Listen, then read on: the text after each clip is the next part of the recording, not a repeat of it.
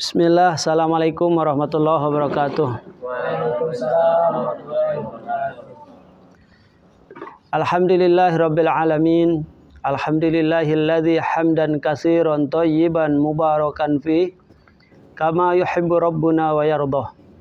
Asyhadu an la ilaha illallah wahdahu la syarikalah wa asyhadu anna Muhammadan abduhu wa rasuluh. Allahumma shalli ala Muhammad wa ala alihi wa sahbihi ajma'in. Kemarin sampai mana? Bab niyah ya. Sekarang babul aniyah, halaman 15 ya, masih di bab kitab Thaharah. Babul aniyah, bab tentang bejana-bejana. Aniyah itu jamak dari inaun, bejana. Jadi bab wadah-wadah.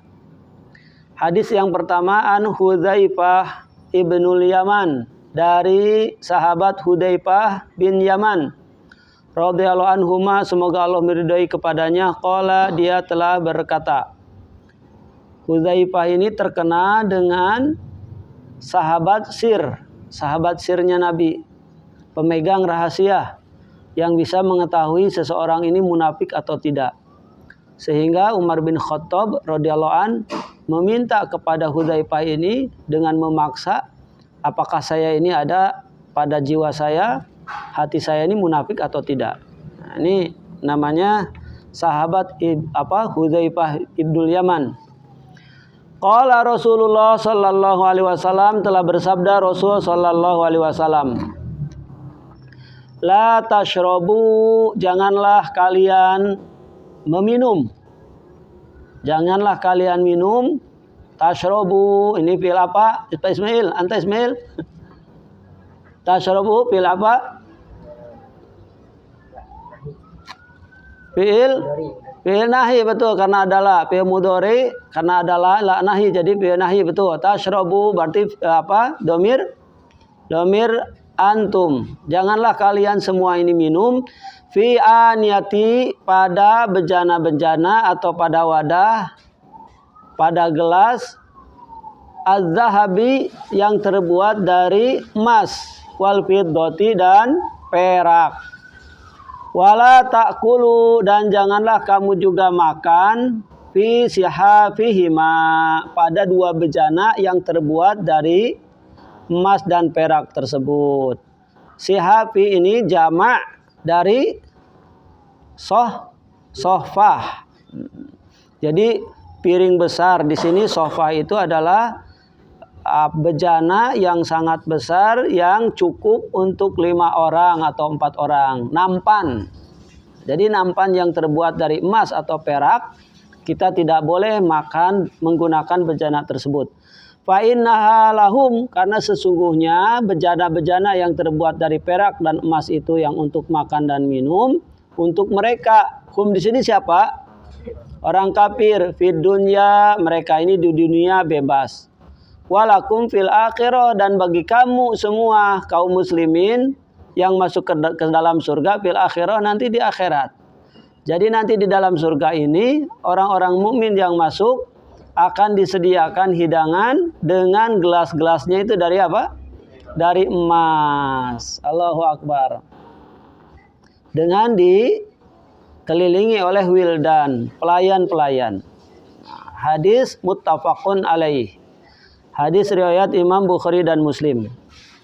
Yang hadis kedua, wa an Ummi Salamata, dari Ummu Salamah radhiyallahu anha, semoga Allah meridai kepadanya. Siapa Ummu Salamah? Ummu Salamah adalah istri Nabi sallallahu alaihi wasallam. Ismuha, nama aslinya Hindun binti Abi Umayyah. Ingat. Siapa? Hindun binti Umayyah. Di mana beliau ini dinikahi oleh Rasul sallallahu alaihi wasallam setelah wafat suaminya. Jadi dinikahi saat sudah janda di Madinah. Tuh ya. Dari Ummu Salamah radhiyallahu anhuma qalat, dia telah berkata. Jadi di sini menggunakan qalat karena ke Ummu Salamah, domir hiya. Qala Rasulullah sallallahu alaihi wasallam, Rasul sallallahu alaihi wasallam telah bersabda, alladzi yashrabu fi ina'i, orang yang minum dari bejana atau dari cangkir al-fiddati, fiddah tadi di atas sudah hadis pertama apa fiddah? Perak. Innama yujarjir, sesungguhnya hanya saja dia ini sama seperti menuangkan fi batnihi, ke dalam perutnya, naro jahannama, api neraka. Ini larangan keras sekali ya, meminum dari bejana yang terbuat dari emas dan perak. Hadis riwayat Imam Bukhari dan Muslim.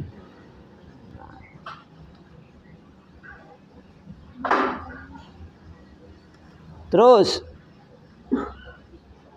di sini di dalam keterangannya, jarjiroh adalah saut wuqu'ul ma fi jauf, suara tenggakan air yang masuk ke dalam kerongkongan.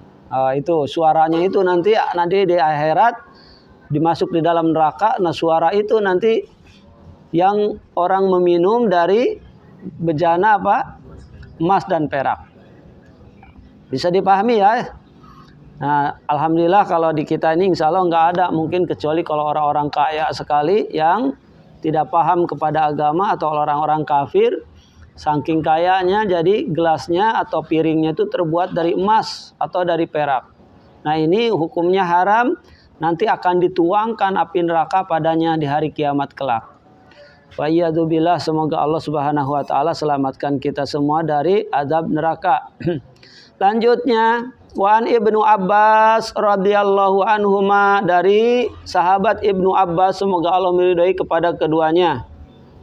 Qala, telah berkata, qala Rasulullah sallallahu alaihi wasallam, telah bersabda Rasul sallallahu alaihi wasallam, idza dubigha, apabila disamak, dubigo disamak, al ihabu, kulit dari binatang, faqad tahura, maka sungguh dia telah suci.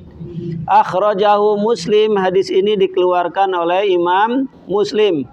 Wa inda al-arba'ah, dan dari hadis riwayat imam yang 4. Kalau hadis riwayat yang imam yang 4 berarti imam siapa?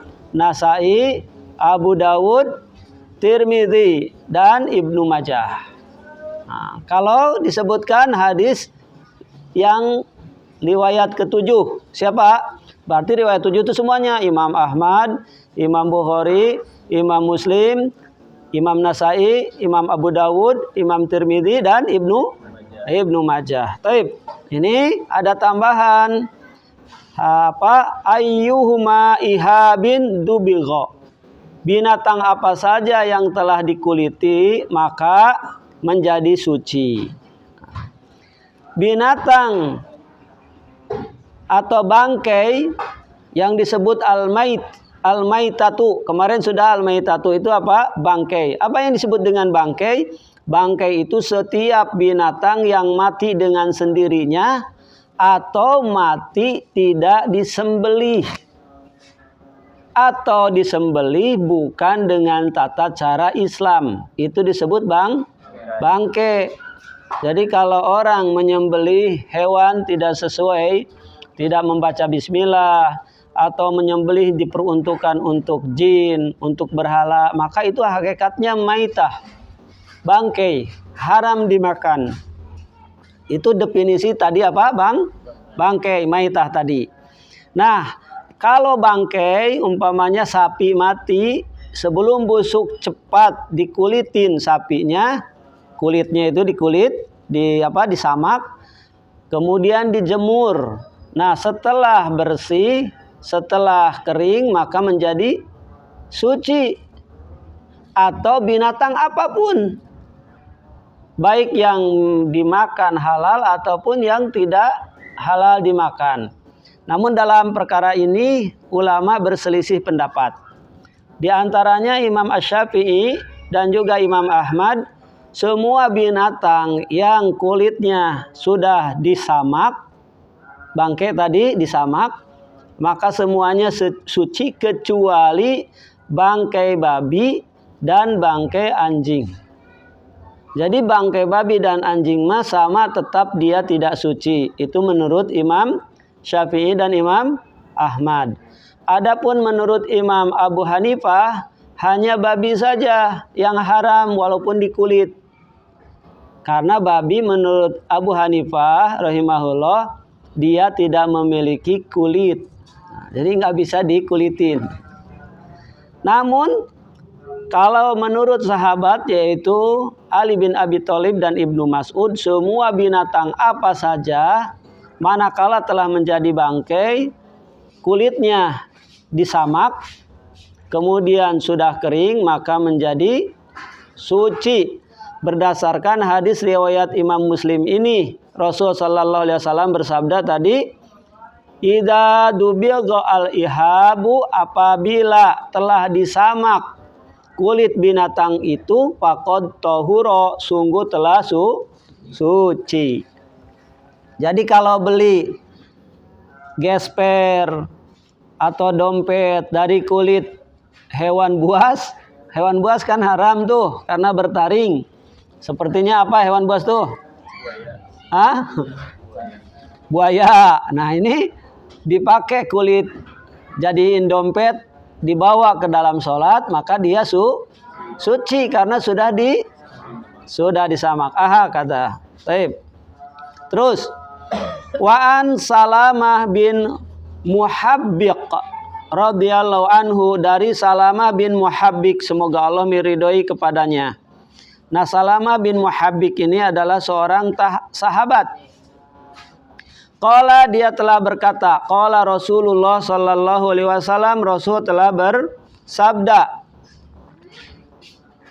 dibagu juludil maitati, dibagu juludil maitati, semua hewan yang maitah itu tadi sudah dibahas, yaitu bangkai atau binatang yang mati, manakala disamak kulitnya, tuhuruha, jadi cara mensucikannya itu dengan disamak.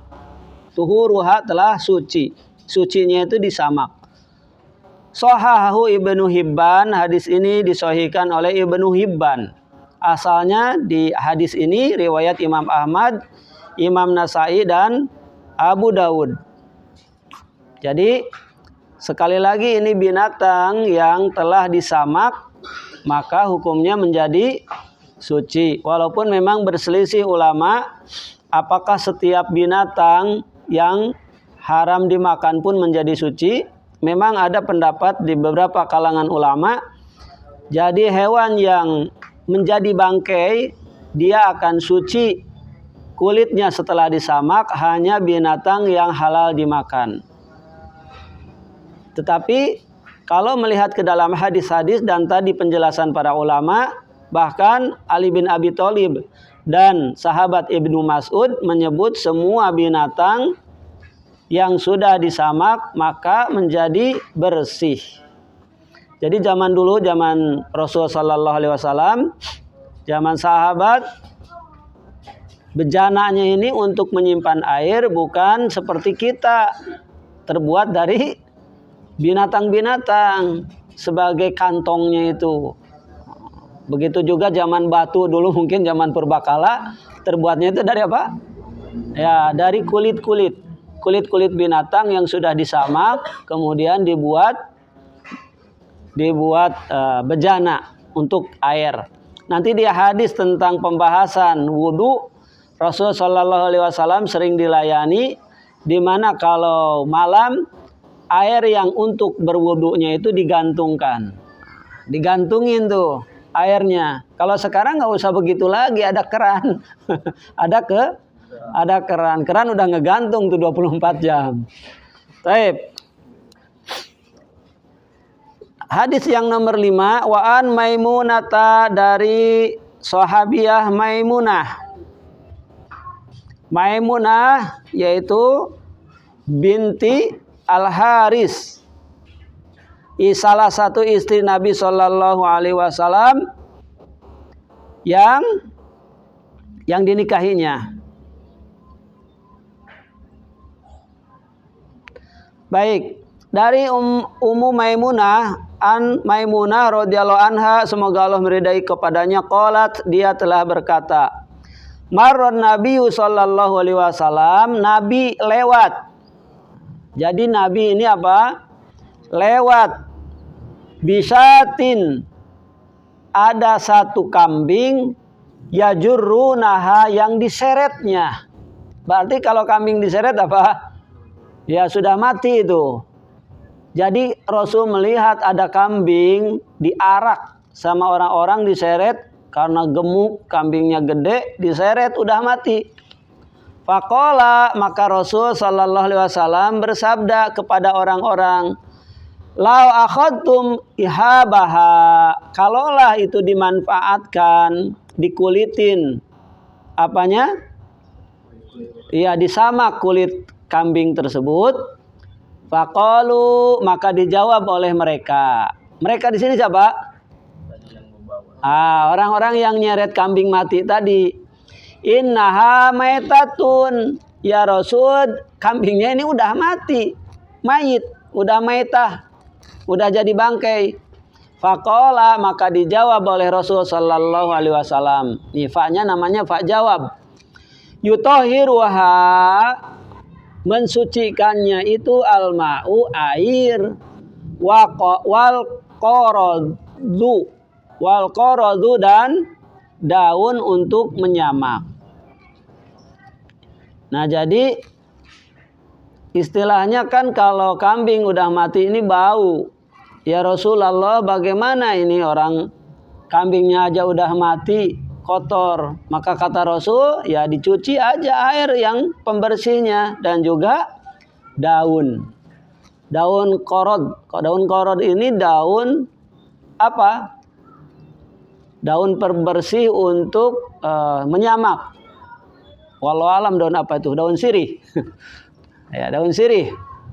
Akhrajahu Abu Dawud wan Nasa'i, hadis ini dikeluarkan oleh Imam Abu Dawud dan Imam Nasa'i. Wa an Abi Sa'labah al-Khusni, dari Abi Sa'labah al-Khusni radhiyallahu anhu, semoga Allah meridai kepadanya. Qala, dia telah berkata, qultu, aku bertanya, ya Rasulullah, wahai Rasul Allah. Qultu, yang di sini yang bertanya siapa? Abi Sa'labah bertanya kepada Rasul, ya Rasulah. Kenapa ya Rasulah jadi mansub, jadi fathah? Karena ada harfun nida. Ya, nah harfun nida. Rasulah itu menjadi mudhof. Nah, yang diseru. Manakala mudhofnya mudhof Allahi menjadi mudhof ilaih. Ya Rasulullahi. Kalau tidak ada ya berarti Rasulu. Karena ada harfun nida menjadi ya Rasulullah. Inna, sesungguhnya kami ini bi ardi qaumin ahli kitab. Kami itu tinggal bersama orang-orang ahlu kitab. Bukan orang beriman. Berarti tinggalnya itu di negeri kafir tinggalnya. Siapa? Sa'labah al-Khusni. Sahabat ini Sa'labah al-Khusni ini tinggal bersama di negeri orang kafir ahli kitab. Apa naqulu, apakah kami itu makan fi aniyatihim, menggunakan bejana-bejana, piring, gelas mereka. Merekanya siapa? Aywa, orang qala, dijawab, la ta'kulu fiha, kamu jangan makan menggunakan fiha padanya. Hak kemana larinya?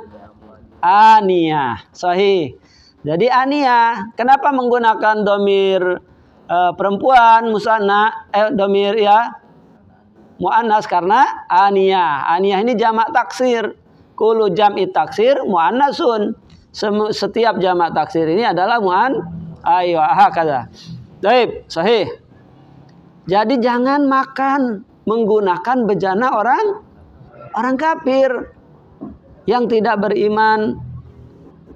Illa apa illa? Kecuali melainkan ini bentuk istisna.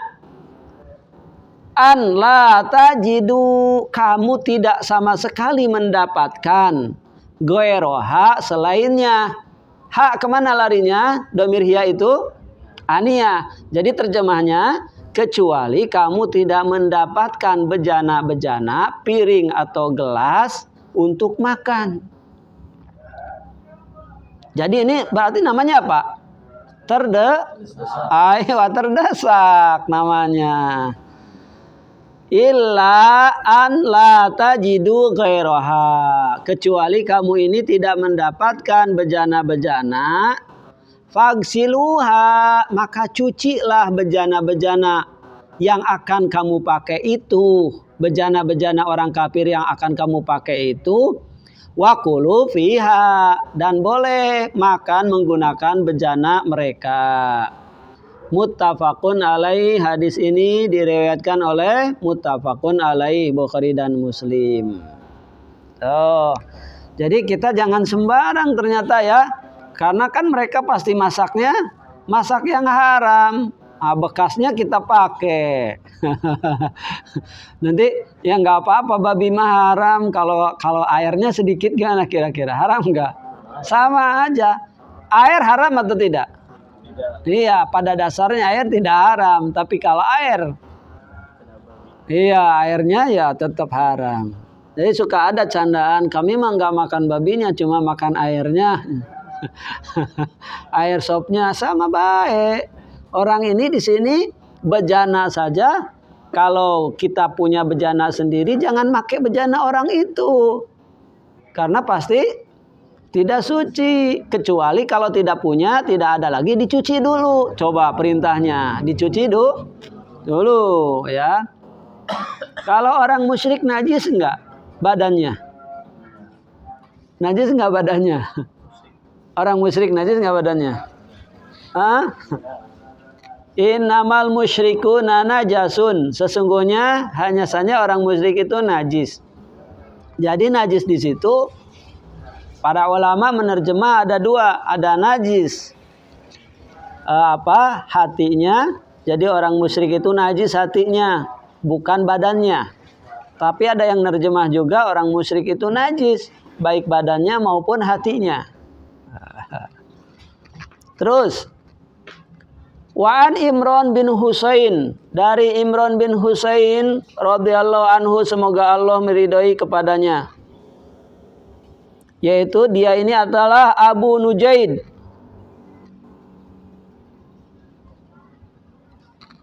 Dari Imran bin Husain, semoga Allah meridhai kepadanya, annan nabiyya, sesungguhnya Nabi sallallahu alaihi wasallam, wa ashabahu, dan sahabat-sahabatnya. Jadi Nabi bersama dengan para sahabat-sahabatnya tawaddu'u, berwudu, menggunakan apa? Min mazadah, dari mazadah. Mazadah itu apa? Bejana. Mazadah di sini kita lihat di keterangannya, yaitu kirbah yahmilu fihal ma. Kantong gede yang memuat air. Jadi Nabi Shallallahu Alaihi Wasallam bersama dengan para sahabatnya berwudu menggunakan bejana imro'atin musyrikatin, perempuan musyrik. Nah, ini menunjukkan muamalah ini boleh, halal. Menggunakan bejananya juga tadi apa? Boleh. Tinggal kita lihat bejananya terbuat dari apa, bekas apa. Kalau dikhususkan untuk air, maka airnya menjadi Kalau bejana dipakai untuk makan, untuk masak, nah ini tadi hadis yang di atas. Sebab kalau bejana kirbah mah yang gede gentong, nggak mungkin dipakai untuk untuk makan, untuk masak. Dia dipakai memang untuk tong. Nah, sekarang ada tong. Jadi kalau antum, ini Ayub nih, antum di jalan ada nemu air gitu, minta izin ternyata orangnya orang musyrik, boleh, nggak apa-apa air mah. Air yang umpamanya untuk nyuci kaki kalau bertamu, nggak apa-apa. Ya, taib. Kalau dikasih minuman gimana? Nggak apa-apa, minuman yang kemasan. Dia beli di warung tuh belinya. Kalau masak sendiri dia, nah itu harus hati-hati. Taib. Hadisnya muttafaqun alaih fi hadis tawil, dari hadis potongan hadis yang panjang. Satu lagi ya. Wa an Anas ibnu Malik, dari Anas bin Malik.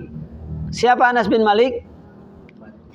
Anas bin Malik itu seorang sahabat Nabi yang menjadi pembantu Rasul sallallahu alaihi wasallam. Sebanyak berapa tahun? 7 tahun lamanya. Jadi Anas bin Malik saat Rasulullah SAW sudah meninggal, dia ketika menjelaskan, menceritakan tentang Rasul menangis. Kenapa? Karena tidak aku dapati Nabi itu, aku menjadi pembantunya bertahun-tahun memarahi aku. Kalau aku memecahkan gelas, maka dia hanya mengatakan seandainya barang itu masih ada tentu baik. Sesuatu yang sudah ditakdirkan Allah pastilah terjadi. Begitu kata Anas bin Malik. Kalau aku berantem dengan keluarganya, karena Rasul itu punya anak banyak. Di antaranya Fatimah, kemudian punya cucu Hasan Hussein. Kalau aku berantem, bertikai dengan keluarganya, yang dibela adalah aku. Yang dibela adalah Anas bin Malik. Dan Anas bin Malik ini salah satu yang mendapatkan doa dari Nabi SAW. Gimana doanya Rasul kepada Anas bin Malik? Ya, Allahumma kasir malahu wa waladahu wa barik lahu fi ma'a'taitahu. Ya Allah, berikan harta yang banyak. Allahumma aksir malahu wa waladahu, berikan keturunan juga yang banyak. Jadi Anas bin Malik ini usianya panjang, anaknya banyak. Nah itu. Kemudian setelah itu wa barik lahu fi ma'a'taitahu, dan berikan keberkahan kepadanya terhadap semua apa yang telah engkau berikan. Ini menjadi diambil oleh para ulama, kita berdoa ganti domirnya untuk diri. Allahumma aksir mali wa waladi wa barik li fima a'taitani. Allahumma barik li, ya Allah berkahilah kepadaku, usianya berkah, pekerjaannya berkah. Allahumma aksir mali, ya Allah perbanyak hartaku. Perbanyak harta, boleh banyak harta? Boleh dibawa untuk kepada ketaatan. Terus berkahilah, banyakin anak dengan penuh keberkahan. Jadi anak satu juga itu termasuk banyak, manakala hafal Quran. Kemudian berikanlah keberkahan kepadaku terhadap semua apa yang telah engkau berikan, anugerahkan kepadaku. Nah itu doanya ya. Mumpung sekarang Ramadan tuh perbanyak doa. Baik, kembali lagi ini hadis terakhir. Wa an Anas ibn Malik, dari Anas ibn Malik radhiyallahu anhu, semoga Allah meridhai kepadanya. Anna qadahan Nabi sallallahu alaihi wasallam ingkasaro. Sesungguhnya qadaha, bejana, wadah an-Nabi, wadah Nabi sallallahu alaihi wasallam ingkasaro. Ingkasaro apa? Retak, pecah. Fattakhadha makana sya'bi, maka diambil tempat yang retak tadi, ditambal silsilatan. Silsilatun apa? Silsilatan, silsilah. Silsilah itu apa? Sambung, garis. Apalagi tuh? Silsilahnya. Nah, silsilah yaitu jalur. Nah, jadi di sini menunjukkan bahwa bejana Nabi ini pecah. maka aku ambil fattakhadha makana sya'bi, maka aku ambil tempat yang retak tadi, maksudnya ditambah silsilata min fiddah, ditembelnya dengan apa? Fiddah. Fiddah apa tadi? Perak. Jadi ini bejananya terbuat dari perak atau nambahnya dari perak yang nggak boleh?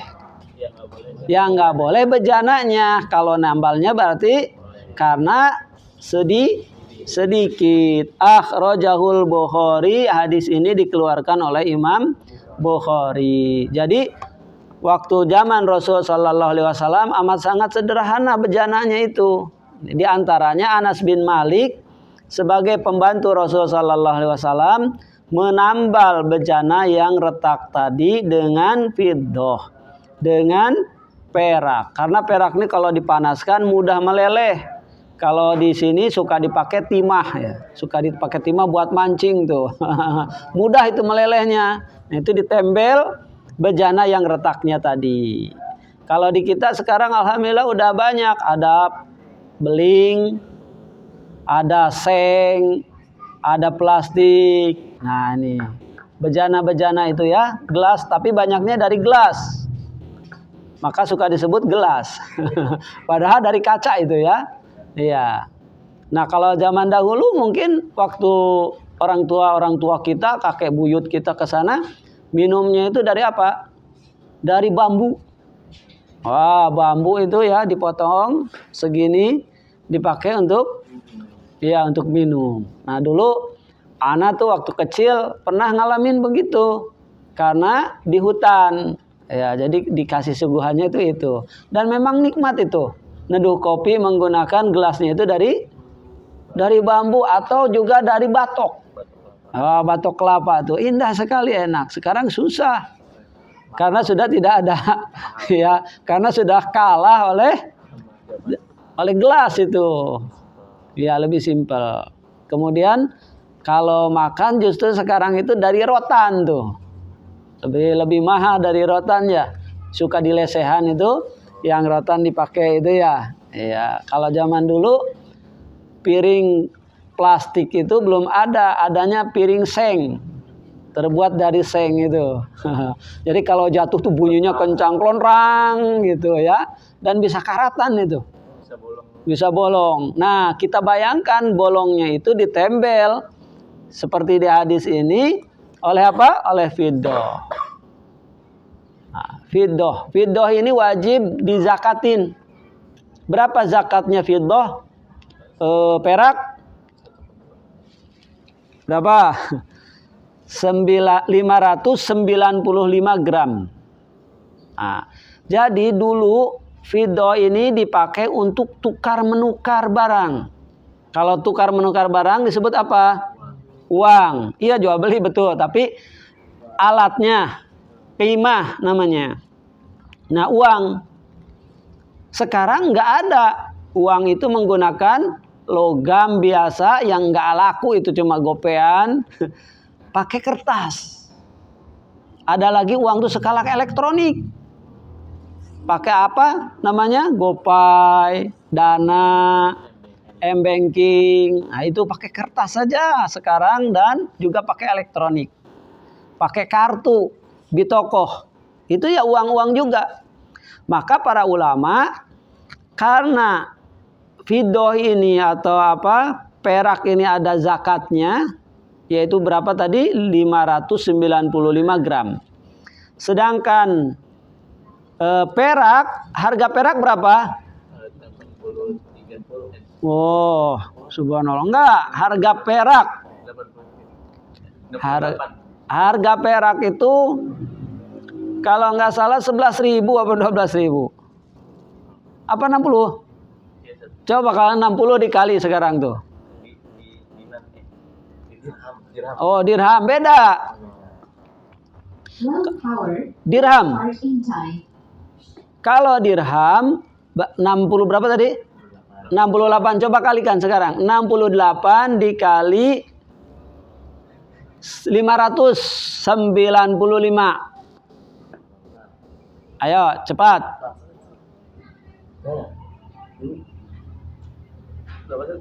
68 kali 565. 68 kali 565. Ya. Power, please charge in time. 40,460. Nah, berarti 40 jutaan. Nah, kalau 40 jutaan sudah sampai nisab, maka dia sudah haul, nisab plus haul, wajib mengeluarkan zakatnya. Zakatnya berapa? 2,5%. Adapun az-zahab, yaitu emas, zakatnya adalah 20 dinar. Low power. 1 dinar berapa? 1 dinar berapa gram? 4 gram. Berarti 4 dikali 20. 80 gram. Maka 80 gram manakala sudah haul, sudah dipegang dalam 1 tahun ini, ada di tabungan, di rumah, di brankas, maka wajiblah mengeluarkan zakatnya. Charge in time. Berapa zakatnya? 2,5%. 2,5% dari 80 gram. Berapa emas sekarang 1 gram? 700. Sejuta. Kita anggap aja 1 juta, berarti 80 juta. Kalau 80 juta, wajiblah dia zakat kalau sudah haul. Itu pun kalau manakala belum atau tidak memiliki hutang. Kalau punya hutang, dipotong dulu sama hutang.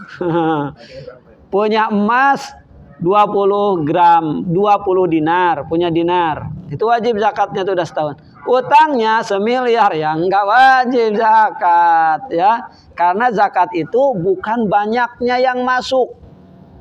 Tapi zakat itu adalah berapa uang yang tersimpan, berapa kekayaan yang tersimpan Charge in yang telah dipakai untuk kebutuhan sehari-hari, dipakai untuk keperluan yang digunakan. Nah, masih ada sisa nisab sebesar nisab dan haul, baru dikeluarkan zakatnya. Baik, ada pertanyaan?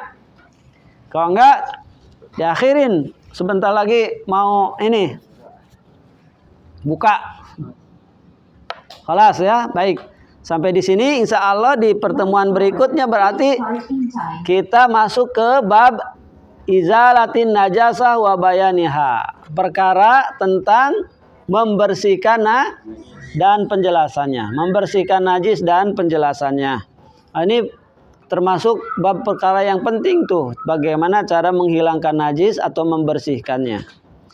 Kita tutup. Subhanakallahumma wa bihamdika asyhadu alla ilaha illa anta astaghfiruka wa atubu ilaih. Assalamualaikum warahmatullahi wabarakatuh. Please charge in time.